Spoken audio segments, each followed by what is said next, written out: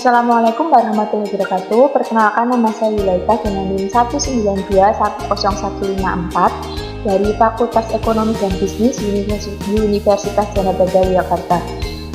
Pada kesempatan kali ini saya akan menyampaikan materi perekonomian Indonesia, yaitu pada kesempatan ini saya akan mengambil tentang neraca perdagangan dan APBN seimbang. Di sini dosen pengampu kami yaitu Dr. Andes Yadwal Saksono MN.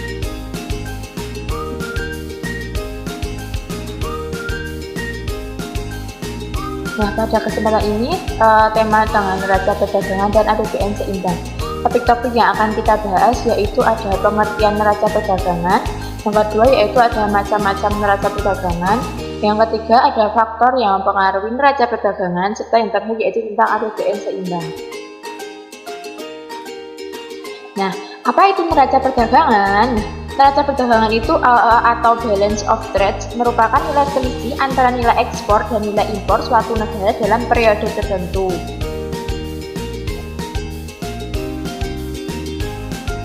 Nah, macam-macam neraca perdagangan. Neraca perdagangan itu ada neraca surplus, neraca perdagangan defisit, serta neraca perdagangan seimbang. Neraca perdagangan surplus itu keadaan itu di mana nilai transaksi ekspor pada suatu negara itu lebih besar daripada nilai impor.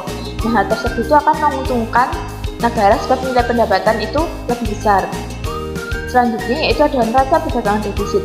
Itu di mana suatu negara itu memiliki pembayaran yang nilai transaksi impornya itu lebih tinggi daripada nilai ekspor. Nah, kondisi ini diperlukan ketika kondisi suatu negara dalam keadaan ekspansi, di mana jumlah barang yang diimpor akan semakin banyak, namun harga tetap rendah karena persaingan usaha.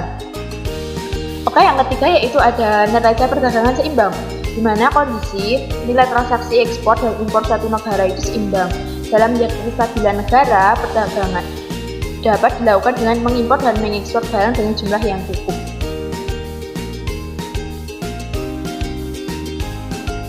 Selanjutnya yaitu faktor-faktor yang mempengaruhi neraca perdagangan. Yang pertama yaitu ada pertumbuhan ekonomi dan pendapatan.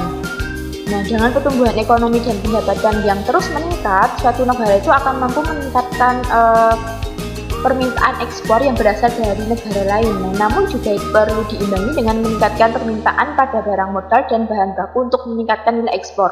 Yang kedua yaitu ada nilai tukar. Nilai tukar itu merupakan mata uang yang disepakati kedua belah pihak untuk melakukan pembayaran dalam transaksi ekspor impor atau kegiatan tersebut dalam memberikan dampak pada neraca perdagangan. Yang ketiga yaitu ada daya saing produk. Nah, daya saing produk itu dapat mempengaruhi neraca perdagangan sebab suatu perdagangan itu dilihat dari harga jual dan kualitas produk yang dijual. Nah, selanjutnya yaitu ada APBN seimbang. Nah, di dalam APBN seimbang itu dapat tiga postur keuangan APBN atau APBD. Nah, yaitu ada anggaran surplus, itu di mana jumlah pendapatan negara itu lebih tinggi dari jumlah belanja negara yang direncanakan. Kemudian ada anggaran defisit, itu posisi di mana jumlah pendapatan negara itu lebih kecil dari jumlah belanja negara yang direncanakan. Kemudian yang ketiga itu ada anggaran berimbang. Nah, posisi ini di mana jumlah pendapatan negara sama dengan jumlah belanja negara yang direncanakan. Nah, kemudian APBN itu merupakan suatu sistem akuntansi yang menggambarkan seluruh penerimaan yang diharapkan dan pengeluaran yang diperkirakan oleh pemerintahan pusat selama 1 tahun. Dalam pencatatan APBN itu terdiri dari 2 kolom, itu yaitu penerimaan pengeluaran dari pemerintah. Nah, apabila jumlah sisi penerimaan melebihi sisi pengeluaran, itu APBN dikatakan melebihi memperoleh surplus, sedangkan sebaliknya apabila sisi penerimaan lebih dari sisi pengeluaran, maka APBN dikatakan defisit. Nah, APBN berimbang dan dinamis di satu sisi itu dibuat untuk menerbitkan defisit. Nah, namun di sisi lain dapat menimbulkan defisit. Nah, dalam anggaran pemerintah Indonesia, defisit anggaran tersebut terlihat sebagai selisih antara dana pembangunan dengan pengeluaran pembangunan.